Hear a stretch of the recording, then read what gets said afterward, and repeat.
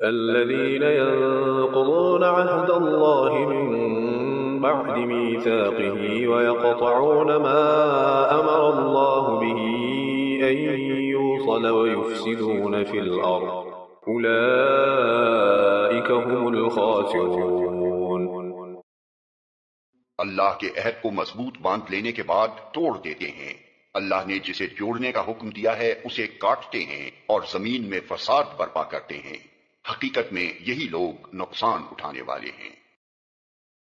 اللہ کے عہد کو مضبوط باندھ لینے کے بعد توڑ دیتے ہیں۔ بادشاہ اپنے ملازموں اور رعایا کے نام جو فرمان یا ہدایات جاری کرتا ہے ان کو عربی محاورے میں عہد سے تعبیر کیا جاتا ہے، کیونکہ ان کی تعمیل رعایا پر واجب ہوتی ہے۔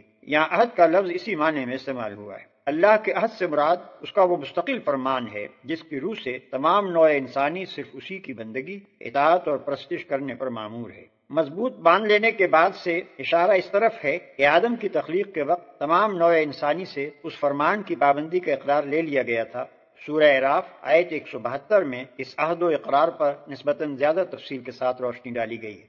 اللہ نے جسے جوڑنے کا حکم دیا ہے اسے کاٹتے ہیں، یعنی جن روابط کے قیام اور استحکام پر انسان کی اجتماعی اور انفرادی فلاح کا انحصار ہے اور جنہیں درست رکھنے کا اللہ نے حکم دیا ہے، ان پر یہ لوگ تیشہ چلاتے ہیں۔ اس مختصر سے جملے میں اس قدر وسعت ہے کہ انسانی تمدن و اخلاق کی پوری دنیا پر جو دو آدمیوں کے تعلق سے لے کر عالمگیر بین الاقوامی تعلقات تک پھیلی ہوئی ہے، صرف یہی ایک جملہ حاوی ہو جاتا ہے۔ روابط کو کاٹنے سے مراد محض تعلقات انسانی کا انقطاع ہی نہیں ہے، بلکہ تعلقات کی صحیح اور جائز صورتوں کے سوا جو صورتیں بھی اختیار کی جائیں گی وہ سب اسی ذیل میں آ جائیں گی، کیونکہ ناجائز اور غلط روابط کا انجام وہی ہے جو قطع روابط کا ہے، یعنی بین الانسانی معاملات کی خرابی اور نظام اخلاق و تمدن کی بربادی، اور زمین میں فساد برپا کرتے ہیں۔ ان تین جملوں میں فسق اور فاسق کی مکمل تعریف بیان کر دی گئی ہے۔ خدا اور بندے کے تعلق اور انسان کے تعلق کو کاٹنے یا بگاڑنے کا لازمی نتیجہ فساد ہے، اور جو اس فساد کو برپا کرتا ہے وہی فاسق ہے۔